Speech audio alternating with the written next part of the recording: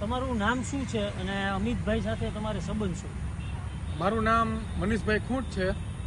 અમિતભાઈ મારા જીનકા ભાઈ હતા. સગા નાના ભાઈ? સગા નાના ભાઈ. અચ્છા, તમને શું લાગે છે આ કેસમાં આખું સત્ય શું હતું?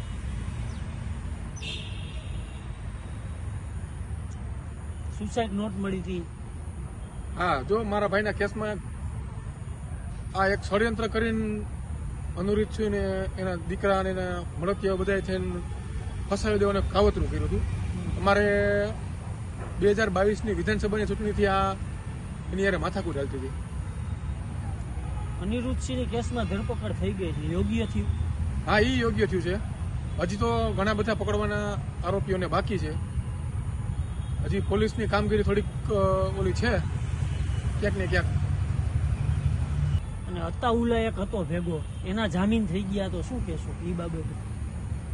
અતાઉલાની તો મને તો બહુ કંઈ ખ્યાલ નથી અત્યારે તો એનો એટલો બધો પરિચય, પણ એની બધાની આ જેટલા છે ને આમાં બધાની ધરપકડ થઈ જોઈએ ને કારણે જામીન એનો મળવો જોઈએ.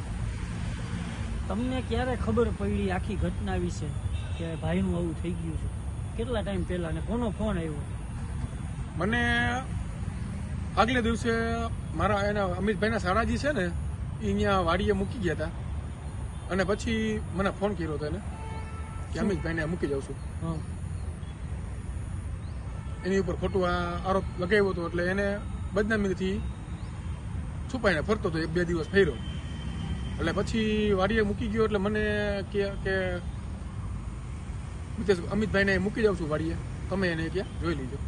ત્યારે હું મારા કામથી બહાર હતો એટલે પછી આવ્યો અને મળ્યો તો મને મળ્યો નહીં. અમે પડી ગયો ને હું બીજી દિવસ સવારે સૂચક કરી લીધો એને બદનામીના ડરથી. તમારે છેલ્લે શું વાત થઈ હતી ભાઈ? કોઈ મારા ભાઈ યારે કોઈ વાત જ નથી. આમ છેલ્લે એને આગલે દી કંઈક તો વાત થઈ હોય ને આ બધું થયું પછી? નહીં, પછી આ થયા તો બીજી કઈ વાત નથી. મને મળ્યો જ નથી પછી. નહીં, એને આગલે દી મળ્યો હોય, એના આગલે દી ક્યારેક એ તો પછી રેગ્યુલર ચર્ચા થતી હોય અમારે. એને કઈ કીધું તું ભાઈ બચાવી? ના, એ તો એવી તો વાત થતી હોય ને. શું આમ શું કે મને ફસાવી શું થઈ હતી, શું વાત? એ તો મને કે આમાં ષડયંત્ર કરી ફસાવી દીધો છે, જોઈ લે ભાઈ. મેં કીધું હા, હું જોઈ લઈશ. અને તમને લોકો અત્યારે એવું કે રીબડા વાળાનો આક્ષેપ છે, ગોંડલ વાળાએ કરાયું છે? ના, ગોંડલ વાળાનો કોઈ હાથ જ નથી આમાં. ખુલ્લું જ છે. હા, ઓપન છે. સુસાઇડ નોટ મળી ગઈ છે. એમાં બધા એના અમિતભાઈના હેન્ડરાઇટિંગ છે અને એમાં એમની સાઇન કરેલી છે, ઇંગ્લિશમાં ગુજરાતીમાં બેયમાં. એમાં એક પાનું મિસમેચ છે એવી વાત છે કે ઈ ના, એ મિસમેચ કાંઈ નથી ભાઈ, બધું એનું જ છે. એમાં ફોરેન્સિક રિપોર્ટ છે મિસમેચ છે એવું. તો એમાં કઈ તમને હજી એનો મને હજી પોલીસે કીધું નથી કે આ કેટલા ટકા છે કે શું કાંઈ એમ. તેમના પત્નીનું કેવું શું થાય? અમિતભાઈના પત્ની તમારા ઘરે ચર્ચા થઈ હોય પરિવારમાં, એનું કેવું? એ તો કે છે કે આ કોઈ ભાઈ આને કોઈને મૂકવા નથી થતા. પત્ની યાર એને છેલ્લે કઈ વાત થઈ હોય? પત્ની આને કઈ છેલ્લે વાત નથી થઈ. અમિતભાઈ કે એને બદનામીનો ડર જ એને આ લોકો ઊભું જેવું કરી દીધું કે પોસ્કોની હેઠળ એને અંદર જવા દીધો. શું તમને ન્યાય મળ્યો એવું લાગે છે? ના, હજી જો એવો ન્યાય નથી મળ્યો મને. હજી લડશો તમે? હા, હજી હું લડવા તૈયાર જ છું. તમને આમાં વાક કોનો લાગે છે? છે ને સાહેબ, ખુલ્લું ઓપન જ છે. આ કોનો વાક? અનુરીત છે, એમના દીકરા છે, એમના મળતિયા છે અને ઘણા બધા છે પકડે. તો એની પાછળનો ઉદ્દેશ શું લાગે આવું એને દબાવવા પાછળનો, બદનામ કરવા પાછળનો?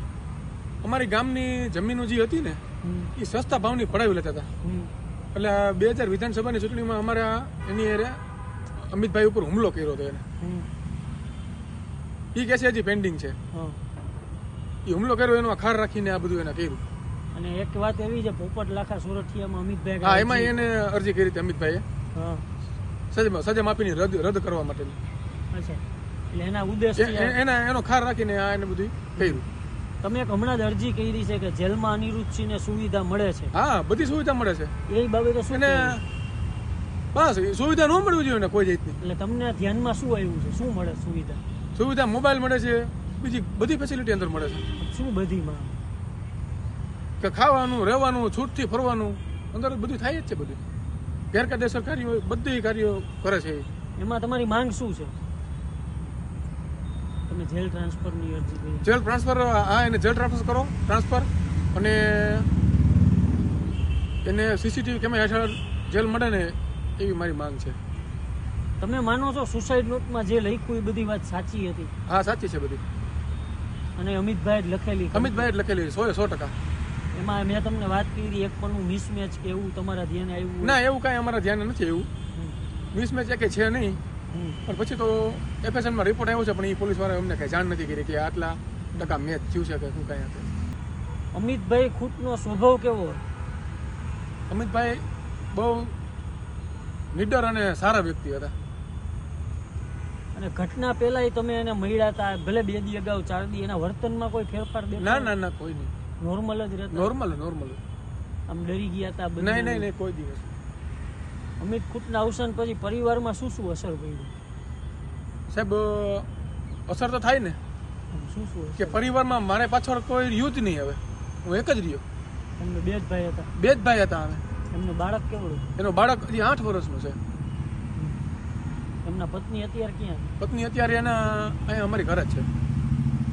તો આમ એના અસર એના પત્નીને કઈ રીતે સાચવા? તમે અસર તો અત્યારે સાચવવા જ પડે ને. મારે તો બીજું કોણ સાચવશે? ને દુઃખમાં કેવી રીતે આમ કે કેવો સમય પસાર કર્યો? સમય એટલે વાત પૂછું માં, હજી તો એને ક્યાંય આમ ઓલું છે જ નહીં. સમજી ગયો ને તમે? ચેન નથી એના મનને ક્યાંય. અને એના છોકરાને નથી. એ હજી એના પપ્પાને યાદ કરે? બહુ યાદ કરે છે. એના રોવે છોકરા. શું કરે એને તો હજી આ ખબર જ નથી એને આ વસ્તુ.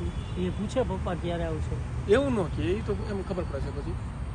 પરિવાર અને મિત્રો સાથેના તેના સંબંધો કેવા હતા? વ્યક્તિત્વ કેવું? બધાય સાથે સારામાં સારા. કોઈને મદદ? કોઈનું ખરાબ, કોઈની મદદની જરૂર હોય તો એ ઉભો રહેતો. રાતે ફોન કરો રાતે આવતો હોય. એટલી મદદ કરતો હોય બધાની. હવે તમારી માંગ શું છે? મારી માંગ છે આ એકે આરોપીઓને બધાને પકડો અને છોડવાના એકે નથી થતા.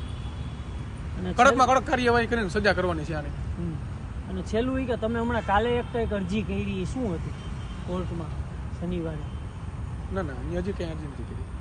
તો આમાં આગળ કઈ અરજી કરશો હજી તપાસ? હા, જેટલી મારા ધ્યાનમાં આવશે એટલી હું અરજી કરતો જઈશ. હું એક એને છોડીશ નહીં.